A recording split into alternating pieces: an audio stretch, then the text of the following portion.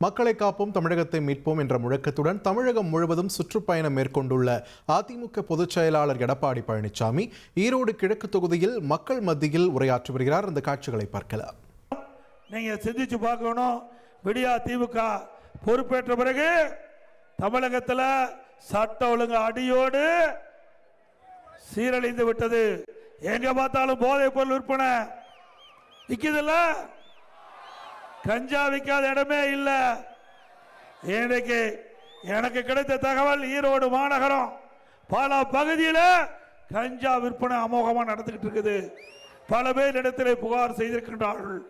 இன்றைக்கு மாணவர்கள், கல்லூரிகள் அந்த பகுதியில் அதிகமாக கஞ்சா விற்பனை விற்கப்படுகிறது. இன்றைய ஆட்சியாளர்கள் எப்பொழுது ஆட்சிக்கு வந்தாங்களோ அப்பொழுது இந்த போதைப் பொருள் நடமாட்டம் அதிகரித்து விட்டது. சட்டமன்றத்தில் இந்த போதைப் பொருள் நடமாட்டம் குறித்து மரியாதைக்குரிய முதலமைச்சரிடத்தில் நாங்கள் சொன்னோம். ஆனால் முதலமைச்சர் அதை பற்றி கவலைப்பட்டதா தெரியல. இன்றைக்கு தமிழகம் முழுவதும் இந்த திராவிட முன்னேற்ற கழக 4 ஆண்டுகால ஆட்சியில் எங்கே பார்த்தாலும் போதைப் பொருள் நடமாட்டம். இப்படி தமிழகத்தில் போதைப் பொருள் நடமாட்டம் அதிகரித்து பள்ளி மாணவர்கள், இளைஞர்கள், பொதுமக்கள் இந்த போதைக்கு அடிமையாகி சீரழியக்கூடிய நிலை தமிழகத்தில் ஏற்பட்டு விட்டது. இதற்கு இந்த அரசாங்கம் தான் பொறுப்பேற்க வேண்டும். இன்றைக்கு எந்த ஒரு மாநிலம் சிறப்பா இருக்குன்னு சொன்னா அந்த மாநிலத்தில் சட்ட ஒழுங்கு சிறப்பா இருக்கணும். ஆனால் தமிழகத்தில் எப்பொழுது பார்த்தாலும் இந்த போதைப் பொருள் நடமாட்டத்தால் இன்றைக்கு பொதுமக்கள் போதைக்கு அடிமையாய் காரணத்தினால் சட்ட ஒழுங்கு அடியோடு சீர்குலைந்து இன்றைக்கு எங்கே பார்த்தாலும் கொலை, கொள்ளை, திருட்டு, வழிப்பறிவு, பாலியல் வன்கொடுமை நடக்காத நாளே இல்லை. அதுவும் கொங்கு மண்டலத்தில் முதியோர் வசிக்கின்ற பகுதியை துல்லியமாக கணக்கிட்டு அந்த முதியோர்களை கொலை செய்து, கொடூரமான முறையில் கொலை செய்து அவள் இடத்தில் இருக்கின்ற நகை பணத்தை பறிக்கின்ற ஒரு அவல நிகழ்ச்சி இந்த ஆட்சியில் ஏற்பட்டிருக்கிறது. ஆக இந்த ஆட்சியில் ஒரு திறமையற்ற முதலமைச்சர், பொம்மை முதலமைச்சர் நாட்டை ஆண்டு கொண்டிருக்கின்ற காரணத்தாலே மக்களுக்கு பாதுகாப்பு இல்லை, சிறுமிகளுக்கு பாதுகாப்பு இல்லை, முதியோர்களுக்கு பாதுகாப்பு இல்லை. அப்படி ஒரு ஆவல ஆட்சி தமிழகத்தில் நடைபெற்றுக் கொண்டிருக்கிறதை நாம் எண்ணி பார்க்க வேண்டும். முதலமைச்சர் குறிப்பிடுகிறார், தமிழகம் தலை குனிய விட மாட்டேன் என்று. எப்பொழுதே தலை குனிந்து விட்டது. திரு ஸ்டாலின் அவர்களே, நீங்க உங்களுடைய கட்சியை சேர்ந்தவர் மத்தியிலே அமைச்சராக இருக்கின்ற பொழுது டூஜி ஸ்பெக்ட்ரம் ஊழல், இமாய ஊழல், 1,74,000 கோடி ஊழல், தமிழகம் மட்டுமல்ல இந்தியாவே அதிர்கின்ற அளவுக்கு மிகப்பெரிய ஊழல். அப்பொழுதே தமிழ்நாட்டுடைய தலை குனிய வைத்து விட்டீர்கள். அது மட்டுமல்ல, இன்றைக்கு விடியா திமுக ஆட்சி பொறுப்பேற்று இந்த 4 ஆண்டு காலத்தில் இந்த ஈரோடு சட்டமன்ற தொகுதி, கிழக்கு தொகுதிக்கு ஏதாவது ஒரு பெரிய திட்டத்தை கொண்டாந்துருக்காங்களா? அனைத்து இந்திய அண்ணா திராவிட முன்னேற்ற கழக ஆட்சி இந்த ஈரோடு கிழக்கு சட்டமன்ற தொகுதி இந்த பகுதியில் இருக்கிற மக்களுக்கு தங்குதடை இல்லாமல் பாதுகாக்கப்பட்ட காவிரி தண்ணீர் கிடைக்க வேண்டும் என்று கோரிக்கை வைத்தீர்கள். உங்களுடைய கோரிக்கையை ஏற்று சுமார் 484 கோடி ரூபாய் மதிப்பீட்டிலே ஊராட்சி கொட்டையில் இருந்து நம்முடைய ஈரோடு மாநகரம் முழுவதும் பாதுகாக்கப்பட்ட காவிரி தண்ணீர் கொடுப்பதற்கு நடவடிக்கை எடுத்து நானே அடிக்கல் நாட்டி அந்த பணியை துவக்க வைத்தேன். வேண்டுமென்று திட்டமிட்டு அனைத்து இந்திய அண்ணா திராவிட முன்னேற்ற கழக ஆட்சியில் கொண்டு வரப்பட்ட திட்டம் என்ற ஒரே காரணத்திற்காக மக்களுக்கு வழங்க வேண்டிய அந்த தண்ணீரை கூட கொடுக்க முடியாத அவல ஆட்சி திமுக ஆட்சி.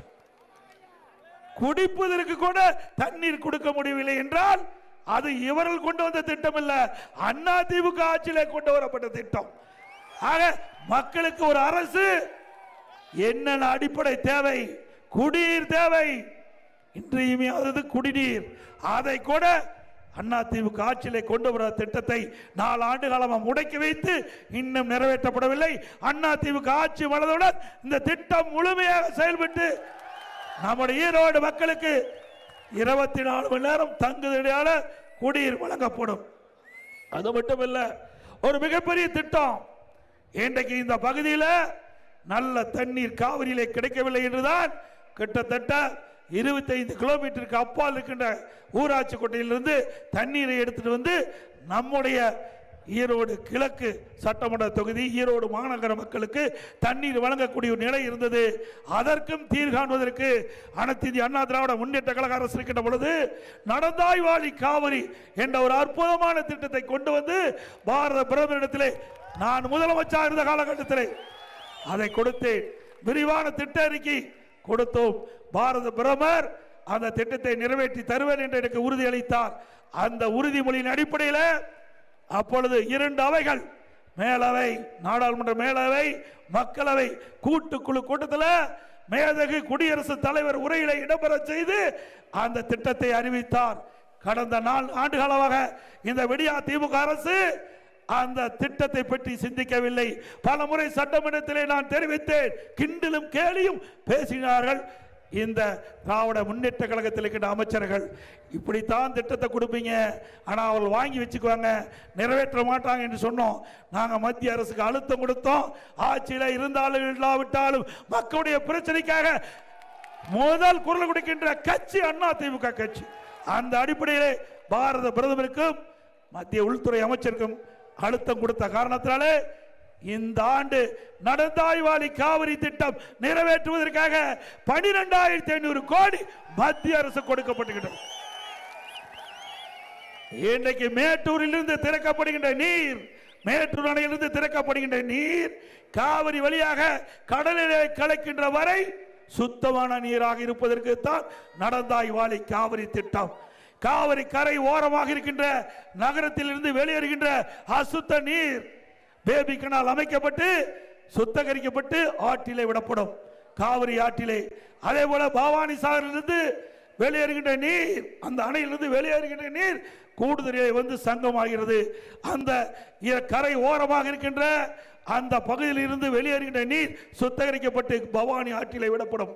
நொய்யல், அந்த நொய்யலில் அந்த ஆற்றிலே அசுத்த நீர் கலக்கின்ற அந்த இடத்தை கண்டறிந்து அதை சுத்தகரித்து நொய்யல் ஆற்றிலே விடப்படும். 2,62,00,000 அதிகமான மக்களின் உள்ளங்களை வென்ற தந்தி டிவியின் டிஜிட்டல் தளங்கள், 1,23,00,000 யூடியூப் சப்ஸ்கிரைபர்ஸ், 46 லட்சம் Facebook ஃபாலோவர்ஸ், 23 லட்சம் இன்ஸ்டாகிராம் ஃபாலோயர்ஸ், 23 லட்சம் எக்ஸ் ஃபாலோவர்ஸ், 11 லட்சம் தந்தி ஆப் டவுன்லோட்ஸ், 35 லட்சம் வெப்சைட் மந்த்லி ஆக்டிவ் யூசர்ஸ். அசுரபலம் கொண்ட எங்கள் டிஜிட்டல் கரங்களில் உங்கள் விளம்பரங்களை சேர்க்க வாட்ஸ்அப் பண்ணுங்க. 8939888378. Email advttanditv@dttv.in. 1,23,00,000 மனங்களை வென்ற தந்தி டிவி யூடியூப் சேனல். தவிர்க்க முடியாத தம்ப்நெயில்ஸ், கலக்கலான கான்டென்ட்ஸ். நீங்களும் இந்த குடும்பத்தில் இணைய இப்பவே சப்ஸ்கிரைப் பண்ணுங்க. அசுரபலம் கொண்ட எங்கள் டிஜிட்டல் கரங்களில் உங்கள் விளம்பரங்களை சேர்க்க வாட்ஸ்அப் பண்ணுங்க. 8939888378. Email advttanditv@dttv.in.